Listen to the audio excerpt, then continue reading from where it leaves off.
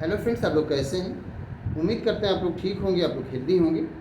फिर से क्वेश्चन किया गया है कि फाइब्रस रूट और एडवेंटिशियस रूट, इन दोनों में डिफरेंस क्या होता है। तो फाइब्रस रूट और एडवेंटिशियस रूट में कई बार स्टूडेंट्स इसलिए कंफ्यूज होते हैं कि जो फाइब्रस रूट है वो जाहिर सी बात है, नाम से पता चलता है कि वो फाइबर की तरह होता है और रूट सॉइल के अंदर पाया जाता है। फाइब्रस रूट जो होता है सॉइल के नीचे पाया जाता है।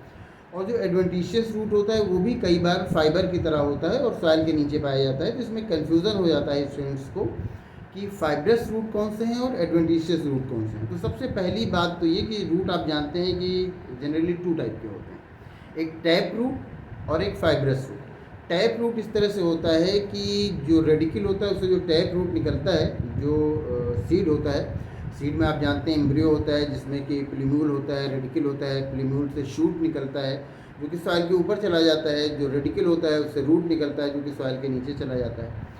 तो रूट 2 टाइप के होते हैं, एक टैप रूट और एक फाइब्रस रूट। टैप रूट ये होता है कि उसमें एक सीधा सा जो रेडिकल से एक प्राइमरी रूट निकलता है, उस प्राइमरी रूट से फिर दूसरे सेकेंडरी रूट और टर्शियरी रूट निकलते हैं, जो जिसमें एक सीधी सी एक रूट होती है जो एक मेन रूट होती है, इसको प्राइमरी रूट कहते हैं। तो वही जो प्राइमरी रूट होती है वो मेन रूट होती है, उसी से सेकेंडरी रूट निकलते हैं। तो इस तरह की जो रूट होती है उसको टैप रूट कहते हैं। यहाँ पर बात हो रही है फाइब्रस रूट की। फाइब्रस रूट टैप रूट की तरह नहीं होते हैं, बल्कि फाइब्रस रूट फाइबर की तरह होते हैं, गुच्छों की तरह होते हैं, रेशों की तरह होते हैं, लेकिन ये भी रेडिकल से निकलते हैं। फाइब्रस रूट जो होता है वो सीड में जो रेडिकल पाया जाता है उससे निकलता है, और एडवेंटिशियस रूट होता है वो प्लांट के अदर पार्ट से निकलता है। जबकि जो फाइब्रस, यहीं पर दोनों में डिफरेंस हो गया कि जो फाइब्रस रूट है वो सीड के रेडिकल से निकलेगा, जो एडवेंटिशियस रूट है वो प्लांट के अदर पार्ट से निकलेगा।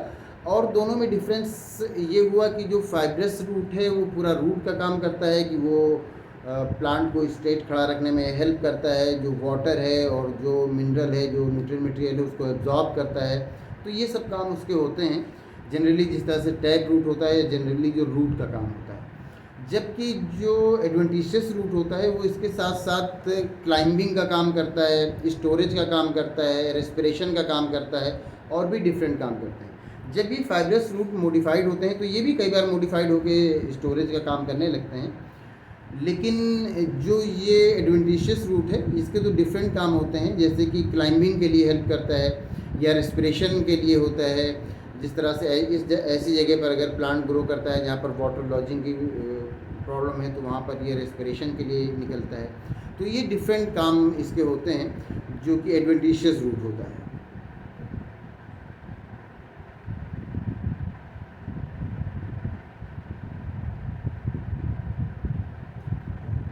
और जो एडवेंटिशियस रूट होता है अगर उसको फाइब्रस रूट से कंपेयर करेंगे तो फाइब्रस रूट तो सिर्फ सॉइल के अंदर ही निकलता है, फाइब्रस रूट सॉइल के अंदर होता है।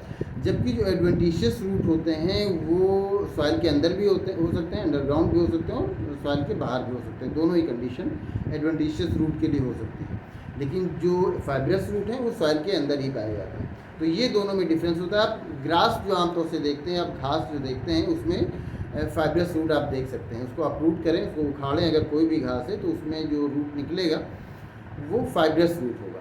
और एडवेंटिशियस रूट जो आप देखते हैं तो वो तो वेरियस प्लांट्स, बहुत सारे प्लांट्स में एडवेंटिशियस रूट निकलता है, और ग्रास में आप देखते हैं तो उसमें फाइब्रस रूट निकलता है। तो ये सारे डिफरेंस होते हैं फाइब्रस रूट और एडवेंटिशियस रूट। लेकिन जो पॉइंट एक मेन है कि जो फाइब्रस रूट होता है वो रेडिकल से निकलता है, जो एडवेंटिशियस रूट होता है वो प्लांट के डिफरेंट पार्ट से निकलता है।